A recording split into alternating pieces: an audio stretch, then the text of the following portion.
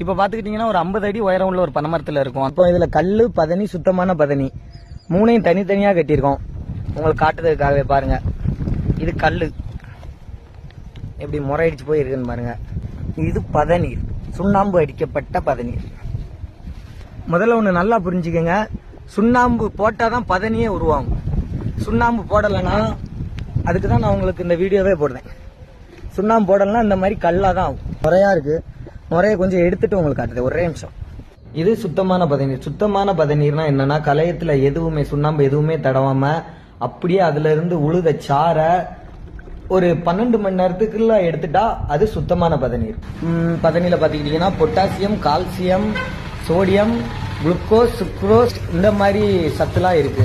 பதனி எப்படி கல்லா மாறுதுன்னு எனக்கு புரியுத மாதிரியும் உங்களுக்கு புரியுத மாதிரியும் சொல்லணும்னா, காற்றுல ஈஸ்ட்னு ஒரு பூஞ்சை இருக்கு. அது நம்மளுக்கு கண்ணுக்கு தெரியாது. அது என்னெல்லாம் பண்ணும்னா, பாலை தயிரா மாத்தோம், மாவை புளிக்க வைக்கும். அதே மாதிரிதான் இங்கேயும் நடக்கு. பதனில குளுக்கோஸ் இருக்கு. குளுக்கோஸ் பிளஸ் ஈஸ்ட் இந்த ரெண்டும் சேரும்போது ஃபர்மெண்டேஷன் ஆகும், அதாவது வேதிவினை ஆகும். அப்படி ஆகும்போது ஈஸ்ட் பிளஸ் குளுக்கோஸ் ரெண்டும் சேர்ந்து ஆல்கஹாலா மாறுது. கல்லுல ஆல்கஹால் எவ்வளவு அளவு இருக்கும்னா 2% இருந்து 5% வரதா இருக்கும்.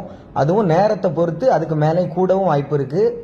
ரொம்ப நேரமாச்சுன்னா மொத்தமே புளிச்சு கெட்டு போயிடும். அவ்வளோதாங்க, எக்ஸ்பிரிமெண்ட் முடிஞ்சு.